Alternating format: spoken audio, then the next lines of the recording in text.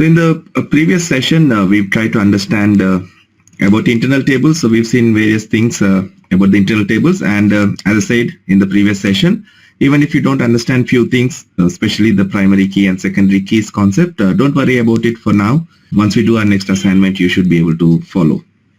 So in this session, I'll talk more about selection screen. So far, we have discussed about the parameter statement, which was allowing us to create one single input field on the screen. So if you want the user to input some single field value, then we were using this parameter statement where they can enter the value. So in this assignment, which we have created previously, the first assignment, I've used the parameter statement to take the billing document as the input, right? So if I execute the program, then it displays one input field where the user can input one document number, and our program will run based on that document number. So I can only execute this program or run this program using one document. If he wants to check the data about 10 different documents, then he has to run this report 10 times, each time giving one new document number, right? So because it is only able to process one document at a time. That's because this parameters field which we are using to take the input is a single field. So the user can only input one document number at once, right? So today I'll talk about something called select options. That's another keyword we use to create a range field on the selection screen. So with select options, we can provide an option to the user where he can give a range of values at once rather than a single value. This is important for our next assignment. So we'll discuss about that in this session. So what is this select options? Parameters and select options, these are the two keywords that we use to define selection screen for your ABAP programs. And parameters defines a single input field. It's a variable, a single field, which creates a single input field on the selection screen. And in fact, this parameters keyword does two things. It is also acting as a data statement, as well as it is taking care of generating the selection screen for you. The reason I say it is acting as a data statement is when I'm using this parameter statement to define a selection screen field, it is generating the selection screen, it is creating that input field on the selection screen, and it is also defining a data object in your program. That's why whatever the user inputs on that selection screen is automatically getting stored in this PVBLN field in your program, right? That's how we are able to access. So when in my select query, I'm comparing whatever value is there in PVBLN. So this parameters keyword is taking care of generating the selection screen for us. It is creating one input field on the selection screen, and it is also defining a data object in the program with the same name as our screen field, and it is linking that screen field with the data object. So if you input something on the screen field, it will be transferred to this data object. Similarly, if I store something in this data object in the program before the selection screen is shown, then it will automatically display that on the input screen, because those two fields, input screen field and your data object, is automatically linked. For example, if you want to see, we are just using parameters keyword, and we are magically getting this screen, right? When I execute, I'm automatically getting this screen. I'm not doing anything else. But if you actually check this, if I go to system status and look at the screen number that is generated, so it is generating this screen number 1000 for our program automatically. If I go to this screen, for example, this is an auto-generated screen. It is generating all this code for us. Okay, when we talk about module pool programming, you'll understand this. What is this? But you can see that it is generating all these things automatically for us. Just by using one keyword, you're getting all this functionality.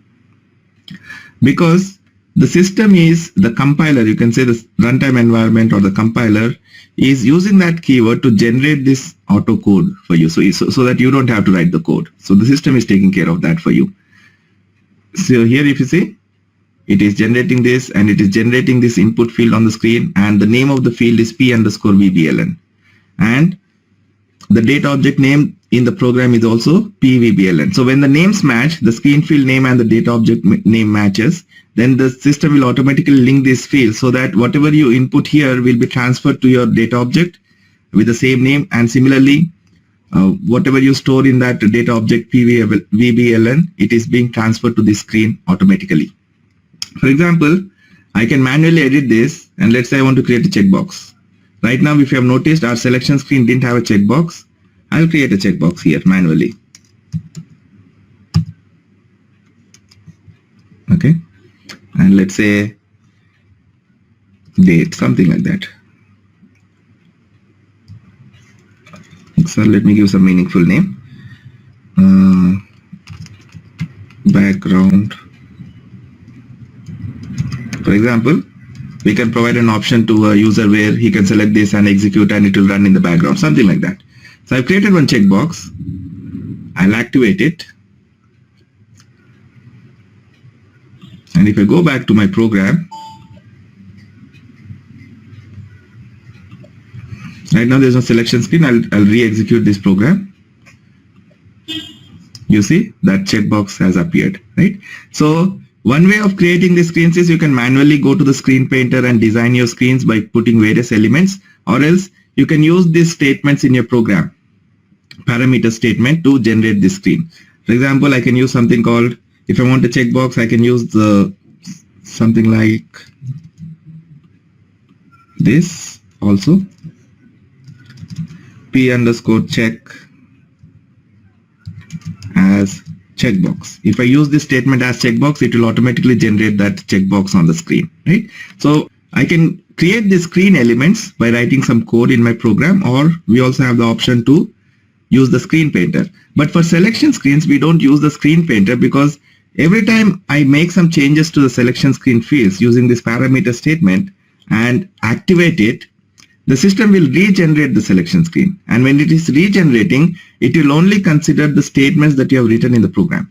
Since that checkbox which I've just added, I did not write it in the code, but I just manually added, that will be lost, because the system will delete the screen and regenerate the screen. And when it is regenerating, it will only consider the statements you have written in the code.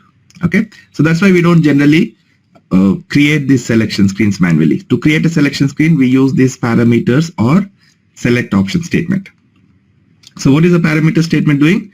It is creating a selection screen. It is creating one input field, and the name of that input field will be same as the name of the data object that is being defined in your program. So the parameters keyword is also defining the data object. That's why whatever you input on the selection screen will be automatically transferred to this particular variable in the program. Similarly, for example,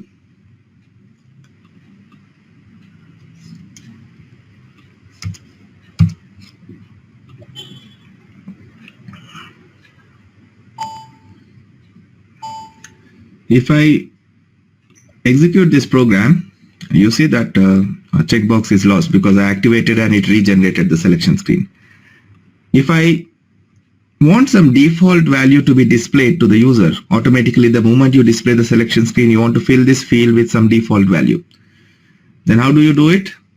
It's a bit early for you to understand about events, but I can write some code which gets executed before the selection screen is displayed. So we use certain event called @SelectionScreen output. Whatever code you write here will be executed before the selection screen is displayed. So here I can say I'm assigning some value to this PVBLN variable.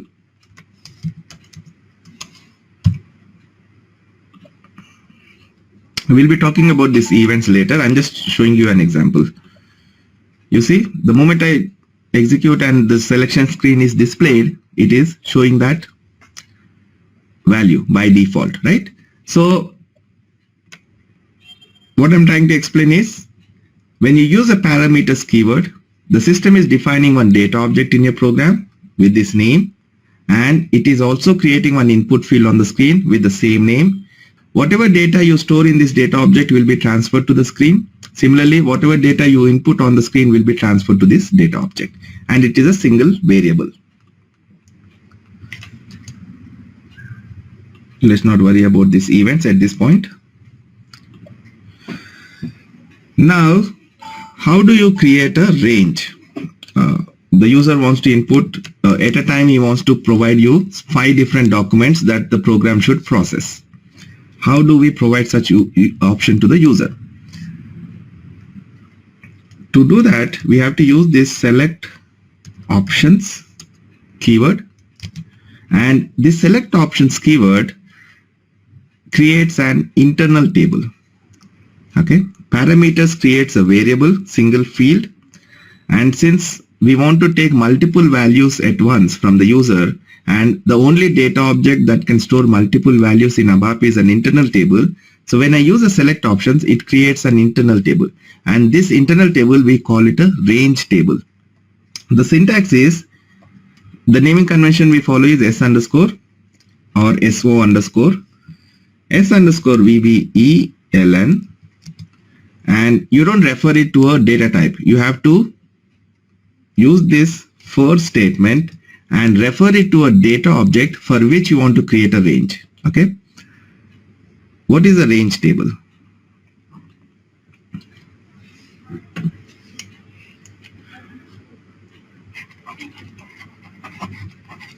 In ABAP, we have something called a range table. This is an internal table actually, and it has a fixed structure. It has 4 fields in it: sign, option, low, and high. Sign will have either I or E as values, that is include or exclude. This will tell the system whether a particular value should be included or excluded. Option will have various operators such as equal to, greater than, less than, so like that, different operators. So this will tell the system whether the particular value should be compared for equality or less than or greater than or whatever it is. And low will have, it will basically create one low and high fields, a range field. So low will have whatever the user inputs in the low field on the screen, and high will have whatever the user will input on the high field of the screen. I'll just show you how the select options looks like.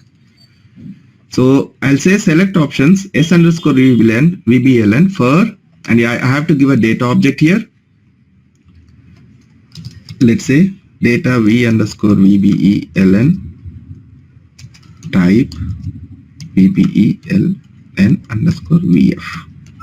Okay, I can say for V underscore VBELN.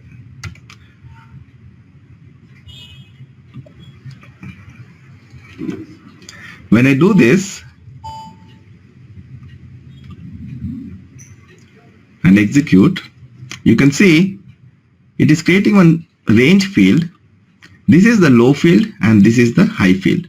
So whatever I input here, for example, I want to process all the documents between 9,000 to 10,000, all the document numbers between 9,000 to 10,000. Then whatever I input in this high field, low field will be stored in this low field of the range table, and whatever I input in the high field will be stored in this high field of the range table.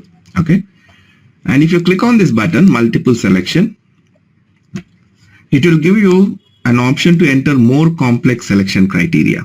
Okay, for example, I can tell the system to consider the document number 95,000. Okay, and I can say consider 97,000 document number, and I can say, I can select this button, and let's say these are the options you can select: less than, greater than or equal to, less than or equal to. Let's say consider all the documents that are greater than 1,10,000. Okay, so it will consider this document 95,000. It will consider this document when it is trying to look up the database table for the documents. It will consider 95,000, 97,000, all the documents that are greater than 1,10,000, and I can also enter a range. If I click on this range button, I can give a range 9,000 to 10,000, and let's say 2,000 to 3,000. The low field should be less than the high field always, so I can ask it to consider this range. Out of this 2,000 to 3,000 documents, I don't want the system to process document number 2500. How do I tell it? I can click on this exclude tab and enter 2500. Then what it will do, it will consider all the documents between 2000 to 3000, but it will exclude this 2500 document. If you want to exclude a range, I can tell the system exclude everything that is between 2700 and 2800, these 100 documents. Okay, so using select options, the user can provide a very complex selection criteria. He can tell what document should be considered, what document should be ignored, what ranges should be considered, what ranges can be ignored, right? So it's a very complex selection criteria that the user can provide to process this report. So if I execute this program with that selection criteria, and if you look at this select option structure,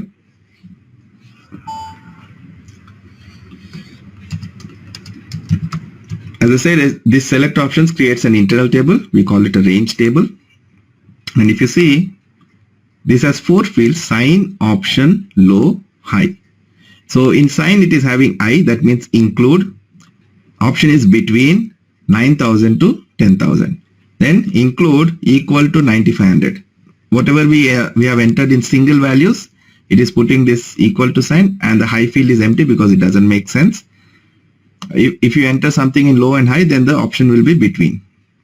Similarly, include equal to 9,700 and include greater than 1,10,000, and they include everything between 2,000 to 3,000, right? And then I also told the system exclude 2,500 document and exclude everything between 2,700 to 2,800. So whatever data I'm entering on that select options field using that multiple selection button, it is storing those entries in this structure SVBLN in this way. Okay, it has 4 fields: sign, option, low, high. Sign will tell whether a particular row should be included or excluded. Option will have the operator equal to, between, greater than, equal to, all these things. And low will have whatever you input in the low field, and high will have whatever you input in the high field. Okay, so that is your select options, and we call it a range table. Now, how do we use this table in our select statement? Because if I want to consider that complex selection criteria, I cannot manually use that, right? If the user is telling me so many things that include this, exclude that, include this range, then it is very difficult to manually build the logic about what to be included, what to be excluded. So there is an easy way to process that. We can use these select options in our program. In the select statement, for example, I want the system to consider all that the user entered on the select options field. I can use this in operator. So I can say select these fields from VBRP into table IT VBRP, where VBLN, instead of equal to PVBLN, I can say VBLN in S_VBLN. When I say that, the system will automatically look at this range table SVBLN, and based on the criteria entered in this table, it will go and hit this database table and get me all the records that match the conditions that are laid down in this range table SVBLN. Okay, I don't have to do anything. I just have to use the in operator for that. Okay, it's pretty simple. It looks complicated, but handling that in the program is pretty straightforward, right? Now, another thing you need to know about this range table select options is it creates an internal table with header line. Internal tables with header lines are obsolete. We no more use them, but the select option still creates an internal table with header line. What is this internal table with header line? Let's say this is our internal table, and it has 4 fields: sign, option, low, and high, and multiple rows. Now, we've seen that to process the data from an internal table, we need something called a work area, an explicit memory, which is of the same line type as our internal table, and we use this work area to read a record one at a time to this work area and proceed. Similarly, if you want to fill the internal table, we fill the work area and then we update it to the internal table. So we are basically using this work area. So this is an explicit work area. The reason it is explicit is it is actually a separate memory and your internal table is a separate memory. They are not sharing any memory. They are two separate data objects. Whereas when you define an internal table with header line, instead of using this explicit work area, it uses an implicit work area. So it simply creates one header line at the top of the table with the same line type, and this header line and the internal table will have the same name, and this row will be used as a work area. So when I want to read the data, I can read it to this work area and process it. Similarly, if I want to update the internal table, I can fill the work area and update it. Okay, and both will, let's say IT underscore VB RK. If I define this as a, or RP, as an internal table with header line, then both the header line and the internal table will share the same name. So they are implicit work area. And in object-oriented programming, implicit memories are not recommended. So that's why SAP dropped or made these internal tables with header lines as obsolete. We no more use them. If you want, you can still define, because SAP supports or provides backward compatibility, so it doesn't really remove anything from the system. So if you still want, you can create internal tables with header line. So here when I'm defining this internal table, IT VBRP type table of TY VBRP, and if I use this statement with header line, then it creates an internal table with header line. Okay, and as I said, the name of the internal table and the header line will share the same name. So if I want to fill some data here, I can use something like IT underscore VBRP VBELN equals to something, and I can say append IT VBRP. Okay, now I'm using the same name, but this append statement is using an internal table, whereas this statement is referring to the header line. So based on the context, the system will automatically try to identify whether you are referring to an internal table, header line, or the body. But sometimes it gets confused. It doesn't understand whether you are referring to internal table, header line, or body. Then you have to explicitly tell the system whether you are referring to internal table, header line, or body. But since they share the same name, how do we tell the system? For example, let's say I want to use this clear statement to clear the data. And if I say clear IT VBRP, does it clear the header line or the internal table body? Let's look at it debug mode.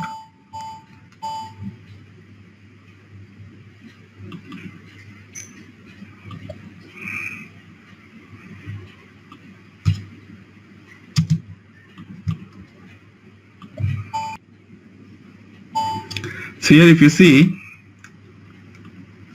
IT VBRP, this is an internal table. Okay, in fact I can show it better in the classic debugger. So I'll switch to classic debugger. So if I go to IT VBRP,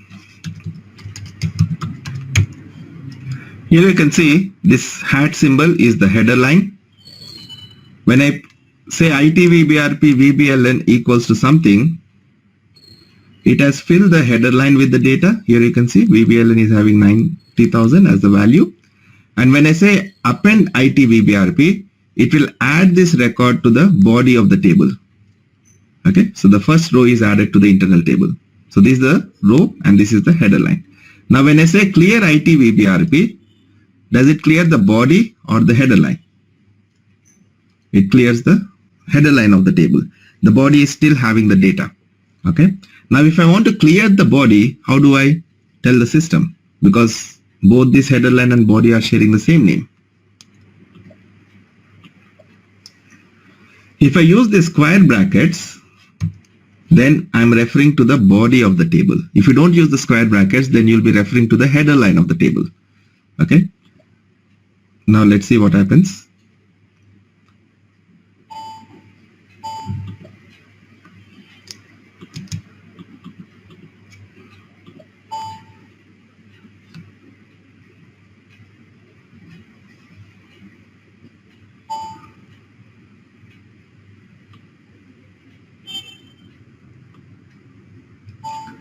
So if I say ITVBRP, it is filling the header line first, then appending to the body. Now if I say I clear ITVBRP, it will clear the body of the table. Header line is still having the data. Okay, so this we call implicit memory. I don't want to spend too much time explaining this because it's obsolete. We no more use it. But wherever you come across a situation where you want to refer to the body, sometimes you might come across code where they are using these square brackets with the internal table name. And sometimes you may come across statement where they are directly giving the internal table name to fill the variable. And people keep asking me this. You said that you cannot access the internal table directly, but I saw code where they were giving the internal table name directly. That's possible only when you have your internal table with header line. Okay, and if you have this internal table with header line, then if you are giving this internal table name, we are basically referring to the header line, not the body of the table. You cannot still access the body. It's just that we are using this header line as the work area for the table. Okay, but this is obsolete. I don't recommend using internal tables with header lines. Never define internal tables with header lines. Always use explicit work areas to work with your internal table. But select option still defines internal tables with header line. So you need to know about it. Okay. And now what is this range table all about? Select options creates a range table, and if you want similar functionality, again I'll be giving you an assignment where you have to use this in your program to fulfill the requirement of the assignment. If I define something like this, data, for range tables we use the naming convention rt underscore VBELN type range of v underscore VBELN. If I do a declaration like this, then it creates a range table similar to how it created for select options with those sign option low high fields. Okay, and this range tables also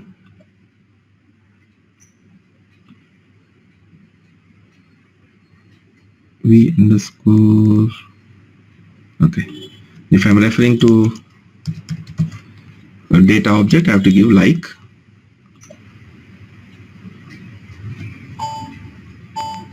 Okay, so if you look at this RTVBLN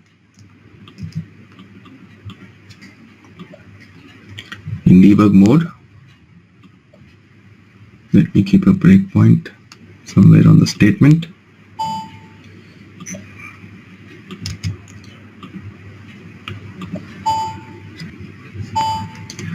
So if I look at this RT underscore VBELN that we just defined, you can see it also has the same structure, sign option low high. The type and length of the sign and option fields is fixed. It will always be sign is 1 character and option is 2 characters. But the length and type of this low and high field depends on what data object reference you are giving while declaring the table. So here I said type range of VBELN. So the sign low and high fields will be of type character 10 because VBELN is of type character 10, right? Similarly, for select options also, since I said for VBELN, the low and high fields will be of VBELN type, which is character 10. If I say for MATNAR, then it will be character 18. The low and high fields will be character 18 fields because MATNAR is a character 18 field. Okay. So where exactly we use these range tables apart from select options, you'll understand it when you work on one of the assignments I'm going to give you.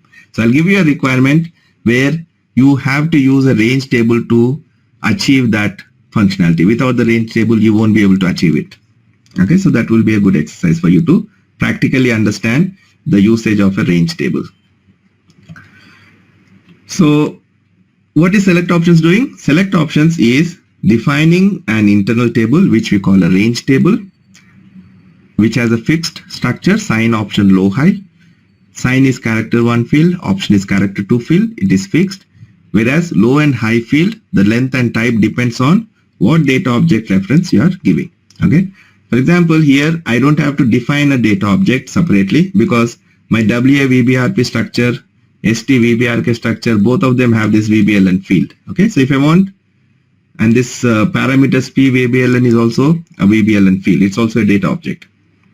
So instead of this, if I want, I can also use an existing data object, something like ST underscore VBRK VBLN, because that is also VBLN field.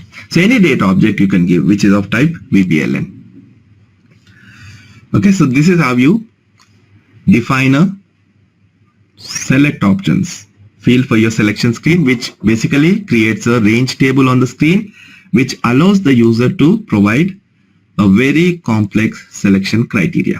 Okay, and another important thing you need to know about the select options field is, let's see it practically. For this first select statement VBRK, I'm comparing p-VBLN, so I'm asking it to get the value the user inputs in that p-VBLN field. Whereas for the second select statement, which I'm selecting from VBRK, I'm saying whatever is there in SVBLN. Now let's execute this, and I'll give a blank value. I won't input anything in p-VBLN and SVBLN. So the parameters field also I'm leaving it empty. The select options field is also I'm leaving it empty, and I'll execute it. So here, if I look at ST-VBRK and IT-VBRK, okay, when I execute this statement, the parameters field is empty. It is space, it is having space, empty value. When it executes this select statement, it will try to compare the space. So it will try to look in the table where VBLN is having space as the value. And it obviously there won't be a record with space as the value. Once I execute it, okay, that already got executed. So if you say ST-VBRK is empty because it could not find any record, whereas if you notice IT-VBRK, it has fetched a lot of data. What data it has fetched and how much data it has fetched? Around 178 records it has fetched. Basically, when you execute or when you compare an empty select options or empty range table in your where clause, then the system will execute as if there is no where clause. It will ignore that field completely. Rather than comparing for space, it will ignore this condition completely. Okay, and it will fetch you all the records from the database. Whereas parameters will compare space for value, and it will try to match if there is an entry with that particular field having space as the value, only then it will be successful. Otherwise it will return empty. Okay. So that's the difference between select options and parameters. To put that in perspective, let's look at, let's create one program and see.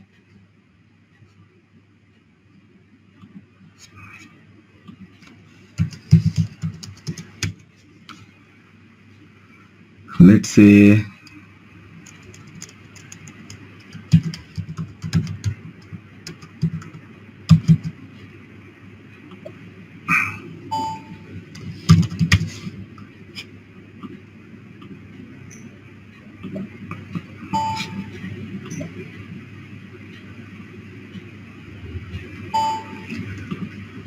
because theoretically you may not understand, so I'll create one program.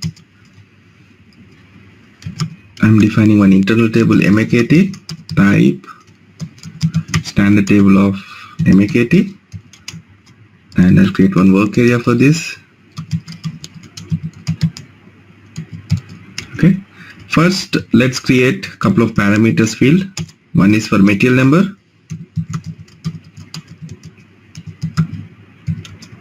and one is for language. We'll be doing a separate session on selection screens where we'll go more in detail about selection screens. So there are a lot of options with these parameters and select option statements that you can use. Like for example, I can use a statement called obligatory to make this field a mandatory field. So the system will not allow the user to execute the program unless this particular field is filled on the selection screen. So we can do such things. Now I'll write a select statement, select star from MAKT into table IT MAKT, where matnar equals to pmatnar and spras equals to p underscore spras. And how do I know if this select was successful or not? I can check for this size sub RC field equal to 0. I can say if size sub RC equal to 0, or we also use another statement called is initial. That means if it is having its initial value. If it is a character field, it will have space as the initial value. If it is a numeric field, it will have 0 as the initial value. So if I'm explicitly checking for equal to, then I have to be sure that this is not a character field, which I'm not too sure. For that I have to go and check the definition and make sure it is not a character field. Otherwise, if it is a character field, then this condition will not pass because it will have space when it is empty. All I want to do is I want to check with this whether this particular field is empty or it is having some value. So if I check for is initial or is not initial, if I say is not initial, that means it has some value other than its initial value. So if it is a character field, it has some value other than space. If it is a numeric field, then it has some value other than 0, right? And if I say is initial, that means it is having 0 or space based on whether it's character or numeric field. Or if you're sure that this is a numeric field, you can also say equal to 0, whichever way you feel comfortable, but we generally use this is initial, is not initial in such scenarios. So if I say if size sub RC is initial, that means we've seen that for select statement, if I use F1 documentation,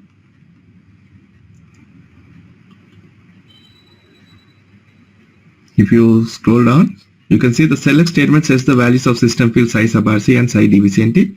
For size sub RC, 0 means it could find at least one matching record from the database. Otherwise, it could not find any matching record in the database. If it has 4 or 8, that means the select failed. If it is 0, that means the select was successful. 0 is its initial value basically. So I'm checking if size sub RC is initial, that means the select was successful. And if you want to do something, you can write that code here. But we don't want to do anything now, so we'll leave it at that. And then I can say loop at, and I can say write wmakt matnar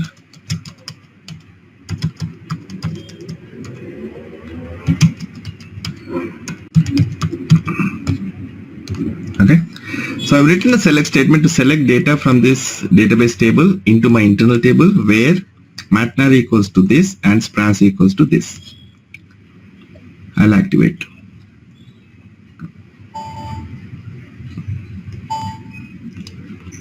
And I want this program to work in such a way that if I'm giving a material number,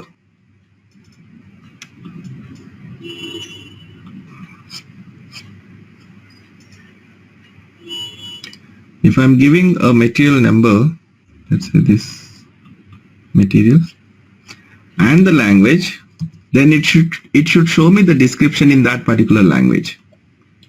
If I execute this, then it is showing me the description in this particular language. But if I ignore the language field, then it should show me the description in all available languages. So if this material is having descriptions in different languages, then I want the system to print all of them. But if I ignore the language field and execute, I don't get any output because the select statement is failing. Why? Because the system is trying to compare space for language. Rather than ignoring it, it is comparing space for language, so the select is failing because in MAKT table, there is no record where material number is having some value but language is empty. If you look at this MAKT table,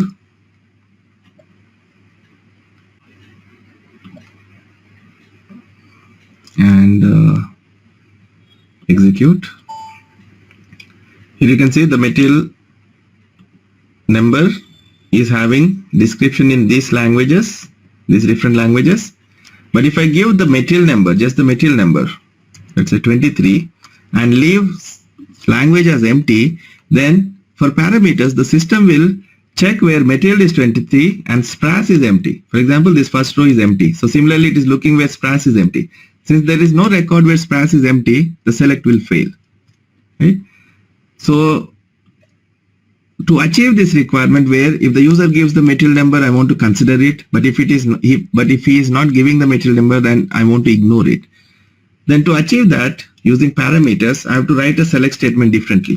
I have to say similarly, if the user just inputs the language and ignores the material number, then I want to show all the material descriptions in English language, for all those materials which are there in the database table, right? So I have to write a select in such a way that if p_matnar is not initial, that means it is not empty, and p_spras is not initial, if both are not empty, then execute this select. Else if, so I have to build one complex criteria, is initial and p_spras is not initial, then I want to write the same select, but I don't want to compare matnar here. So I'll only compare SPRAS. Another combination, else if p_spras is not initial, sorry, p_matnar is not initial,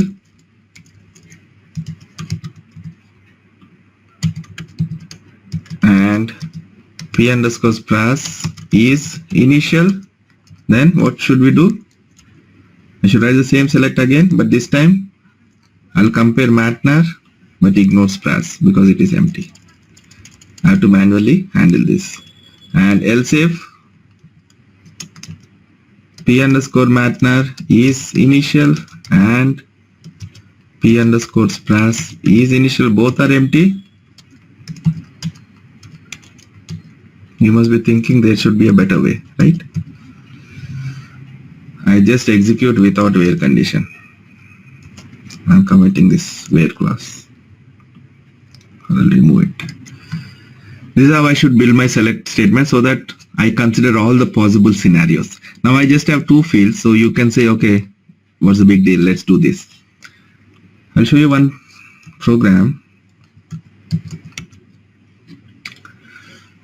So this is the selection screen again. And how many fields does it have? It has a lot of fields.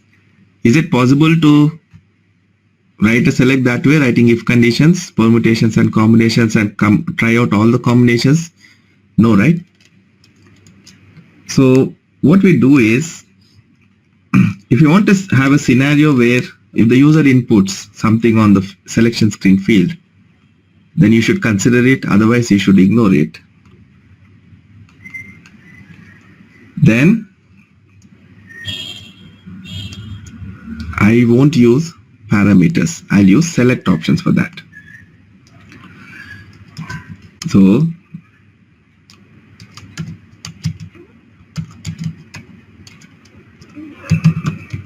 s_matnar, we'll do the same thing with select options.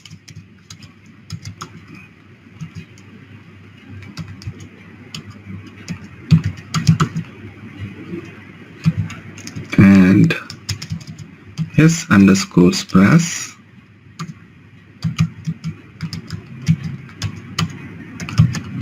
okay. If I have the select options, and then if I write a select statement where matnar in s_matnar and spras in s_spras, let's see what happens. So now I have the select options fields for matnar and SPRAS. So if I input both number and the language, it displays in one language only. If I ignore the language, it displays in all available languages automatically because the system is ignoring that field. and only considering the field that has some value, right? So use parameters only when you can make the field mandatory so that the user can input something there. If the user requirement says that I want a single input field but I don't want to have it as a mandatory field, let's leave it to the user, then we won't use parameters. But with select options we can use these additions called no extension, no intervals.